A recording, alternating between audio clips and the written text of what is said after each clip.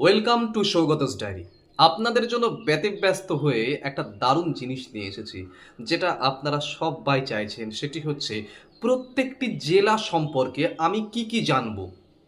আমার যদি এসএলএসটি 9-10 হোক বা এখনও প্রাইমারির বাকি আছে ইন্টারভিউ হতে বেশ কিছু জায়গায়, এবং গ্রুপ সি যদি হই, গ্রুপ ডি যদি হই, আমি যাই হই না কেন, যারই ক্যান্ডিডেট আমি হই না কেন, আমার নিজের জেলা সম্পর্কে খুব বেসিক প্রশ্নগুলো কিন্তু আসতেই পারে। কিন্তু আমি যতগুলো বইয়ে যতগুলো এই রকমের জেলাভিত্তিক প্রশ্নোত্তর দেখেছি, আমার কোনোটাই স্বয়ংসম্পূর্ণ বলে মনে হয়নি। আমি এটাও দাবি করছি না যে আমারটাও স্বয়ংসম্পূর্ণ, কিন্তু আমি যতটা পারা যায় একদম কম্প্যাক্টভাবে কিন্তু সেগুলোকে এক জায়গায় করে দেবার চেষ্টা করছি, যেটা আমি প্রত্যেকটি ভিডিওতেই করি।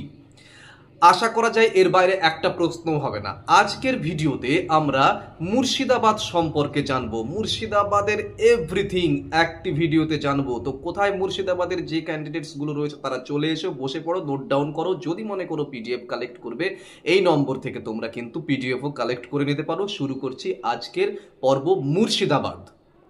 প্রথমে আমরা মুর্শিদাবাদ সম্পর্কে সাধারণ পরিচিতি বিষয়ক প্রশ্ন উত্তরগুলো জানবো। 1 নম্বর প্রশ্ন, মুর্শিদাবাদ জেলা কোথায় অবস্থিত? মুর্শিদাবাদ জেলা পশ্চিমবঙ্গের দক্ষিণ পশ্চিম অংশে অবস্থিত। এটি রাজ্যের উত্তর পূর্ব দিকের একটি ঐতিহাসিক জেলা, গঙ্গা নদীর তীরে অবস্থিত। পরবর্তী প্রশ্ন, মুর্শিদাবাদের সদর শহর কোনটি? মুর্শিদাবাদ জেলার সদর শহরের নাম হলো বহরমপুর। পরবর্তী প্রশ্ন, জেলার নাম মুর্শিদাবাদ কেন রাখা হয়েছে? নবাব মুর্শিদ কুলি খাঁ ছিলেন বাংলার প্রথম নবাব। তিনি রাজধানী ঢাকা থেকে স্থানান্তর করে এই অঞ্চলে প্রশাসনিক কেন্দ্র স্থাপন করেছিলেন। তার নাম অনুসারে এই জেলার নামকরণ করা হয় মুর্শিদাবাদ। মুর্শিদাবাদের গঠনের ইতিহাস কি? 1704 খ্রিস্টাব্দে নবাব মুর্শিদ কুলি খাঁ প্রশাসনিক রাজধানী ঢাকার বদলে মুর্শিদাবাদে স্থানান্তর করেন, ওই একই উত্তর। পরে ব্রিটিশ আমলে এটি জেলার মর্যাদা পায়। মুর্শিদাবাদ জেলার কয়টি মহকুমা রয়েছে? মুর্শিদাবাদে বর্তমানে 5টি মহকুমা রয়েছে: বহরমপুর, ডোমকল, লালগোলা, জঙ্গিপুর এবং কাঁদি। মুর্শিদাবাদের প্রধান নদীগুলি কি কি? ভাগীরথী, পদ্মা, জলঙ্গি, ভাগীরথী ও ভোলা নদী মুর্শিদাবাদের প্রধান নদী। মুর্শিদাবাদের সীমান্ত কোন কোন জেলার সঙ্গে যুক্ত?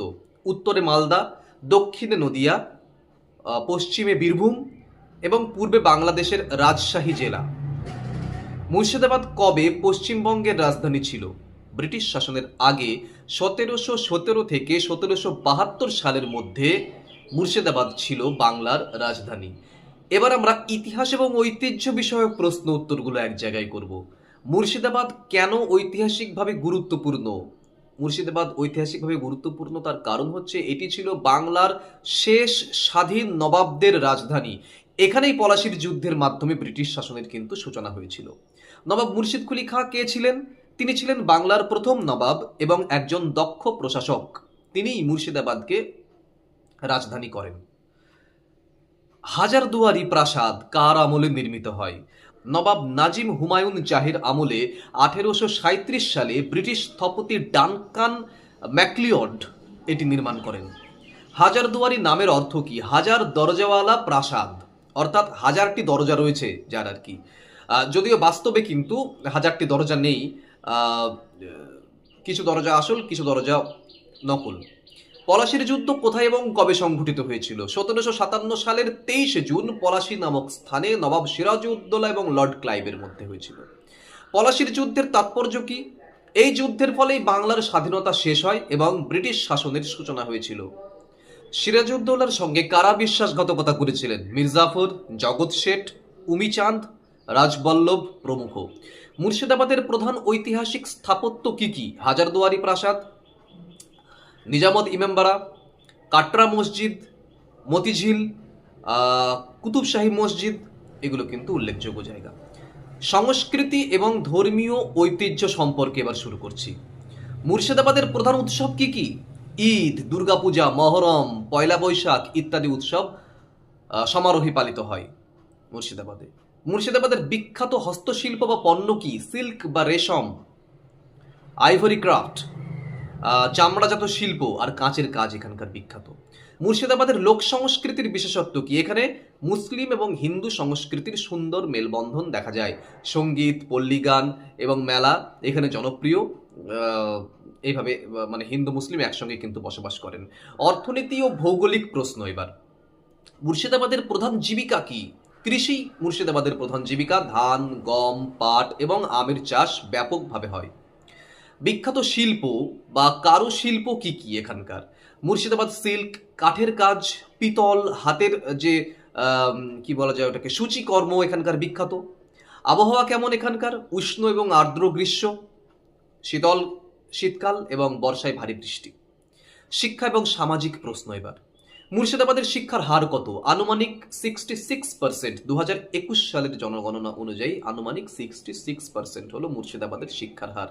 জেলার গুরুত্বপূর্ণ শিক্ষা প্রতিষ্ঠানগুলো কি কি? Murshidabad college, Nawab college, Kandiraj college, Baharampur girls college, Murshidabad university ইত্যাদি। প্রখ্যাত শিক্ষাবিদ বা সাহিত্যিক কারা এখানকার? নবাব সিরাজউদ্দৌলার উপদেষ্টা নবকৃষ্ণ দেব, কবি রাজা রাজবল্লভ, আধুনিক সময়ে কবি সৈয়দ মুস্তাফা সিরাজ। আপনি যদি এখানকার কোনো স্কুলে নিয়োগ পান, কিভাবে স্থানীয় ছাত্রদের সঙ্গে যোগাযোগ করবেন? আপনাকে বলা হলো স্থানীয় ভাষা এবং সংস্কৃতি বুঝে তাদের সঙ্গে বন্ধুত্বপূর্ণ আচরণ করব। স্থানীয় উদাহরণ ব্যবহার করে কিন্তু পাঠ্য বিষয় শেখাবো। এবার একটু ব্যক্তিগত প্রশ্ন, মানে ব্যক্তিগত দৃষ্টিভঙ্গি ভিত্তিক প্রশ্ন হতে পারে। আপনি মুর্শিদাবাদ জেলার কোন অংশের বাসিন্দা? এবার আপনি তো আপনার নিজেরটা বলবেন। আমি মুর্শিদাবাদের নিজের এলাকার বাসিন্দা বললেন। এখানকার সংস্কৃতি এবং ঐতিহ্যের সঙ্গে আপনি ছোটবেলা থেকে যুক্ত, এই সমস্ত কথা বললে ওই যে সংস্কৃতি বিষয়ক যে সমস্ত প্রশ্ন উত্তর করলাম তার মধ্যে ঢুকে যাবে দেখবেন। মুর্শিদাবাদ জেলার কোন দিকটি উন্নতির প্রয়োজন বলে আপনি মনে করেন? শিক্ষার মান বাড়াতে হবে, কর্মসংস্থানের সুযোগ বাড়াতে হবে। আপনি কিভাবে জেলার শিক্ষা ব্যবস্থায় অবদান রাখতে চান?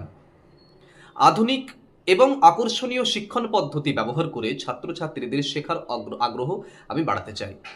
পরবর্তী প্রশ্ন, আপনার জেলাকে আপনার কেন ভালো লাগে? কারণ এটি ইতিহাস, সংস্কৃতি, ঐতিহ্যের একটা অনন্য সংমিশ্রণ। মুর্শিদাবাদ আমাদের গৌরবের প্রতীক। ব্যাস, এবার আমরা র্যাপিডলি মুর্শিদাবাদ সম্পর্কে আরও কিছু প্রশ্ন জেনে নেব। মীর মোশাররফ হোসেন কে ছিলেন? তিনি মুর্শিদাবাদের বিখ্যাত বাঙালি সাহিত্যিক এবং উপন্যাসকার ছিলেন। বিষাদ সিন্ধু কে রচনা করেছিলেন? এটি মীর মোশাররফ হোসেন রচিত একটি বিখ্যাত উপন্যাস।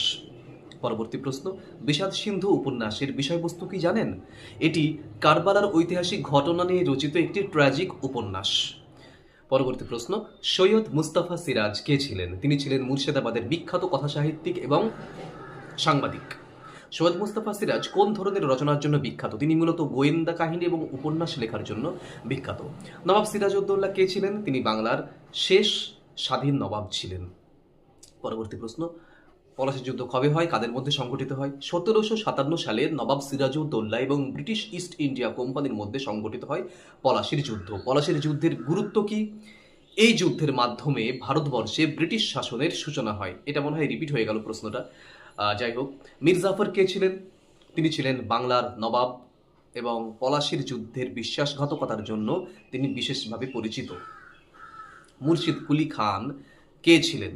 মুর্শিদ কুলি খাঁ তিনি ছিলেন বাংলার প্রথম নবাব এবং মুর্শিদাবাদ শহরের প্রতিষ্ঠাতা বা মুর্শিদাবাদ জেলার প্রতিষ্ঠাতা। আচ্ছা, কাজী নজরুল ইসলামের সঙ্গে মুর্শিদাবাদের কোনো সম্পর্ক রয়েছে? হ্যাঁ, কাজী নজরুল ইসলাম কিছু সময় মুর্শিদাবাদে বসবাস করেছিলেন এবং এখানকার সংস্কৃতির প্রভাব তাঁর লেখায় দেখা যায়। বঙ্কিমচন্দ্র চট্টোপাধ্যায়ের সঙ্গে মুর্শিদাবাদের কোনো সম্পর্ক রয়েছে? হ্যাঁ, তিনি কর্মসূত্রে মুর্শিদাবাদে কিছু সময় অতিবাহিত করেছিলেন বঙ্কিমচন্দ্র চট্টোপাধ্যায়।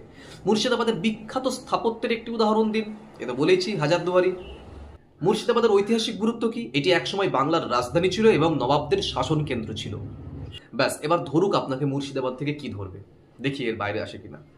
মুর্শিদাবাদ সম্পর্কে সমস্ত প্রশ্ন উত্তর এক জায়গায় করে দিলাম। আপনাদের যদি প্রয়োজন মনে করেন পিডিএফ কালেক্ট করে নিতে পারেন, পিডিএফ এর নম্বর দেওয়া থাকে। আর যদি না হয় তাহলে আপনি জাস্ট নোট ডাউন করে নিন, বা শুনে শুনেও মনে রাখা যায়। 3 বার 4 বার 5 বার একটা ভিডিও যদি শুনে নেন, আমার তো মনে হয় শুনে শুনেও রেডি রাখা যায়। বা নোট ডাউন করুন বা পিডিএফ কালেক্ট করুন, যা ইচ্ছে করুন, কিন্তু রেডি করুন। এগুলো আপনি এসএলএসটি হোক, প্রাইমারি হোক, গ্রুপ সি হোক, গ্রুপ ডি হোক, যে কোনো চাকরির পরীক্ষার্থীদের ক্ষেত্রে আপনি কোথা থেকে আসছেন সেই জেলার নাম বলার সঙ্গে সঙ্গে এই প্রশ্নগুলো অবধারিত। ঠিক আছে? সুতরাং প্রত্যেকটি জেলা থেকে, এমনকি সেই জেলারও যদি বিশেষ কোনো অঞ্চল থাকে সেইখান থেকেও আমি কিন্তু ভিডিও নিয়ে আসছি প্রত্যেক দিন। এই রকমের ভিডিও খুব একটা মনে হয় ইউটিউবে কোথাও পাবেন না। তো ভিডিওটিকে লাইক করুন, বন্ধুদের সঙ্গে শেয়ার করুন, যদি মনে করেন যে একটু উপকার পেলেন একটু চ্যানেলটা সাবস্ক্রাইব করুন এবং বেল আইকনটি প্রেস করে রাখুন, কারণ বেল আইকনটি প্রেস না করলে আপনি পরবর্তী যে ভিডিওটির নোটিফিকেশন পাবেন কি করে, তাই না? তাহলে চ্যানেলটিকে সাবস্ক্রাইব করুন, পাশে থাকুন, দেখা হচ্ছে পরের ভিডিওতে খুব তাড়াতাড়ি।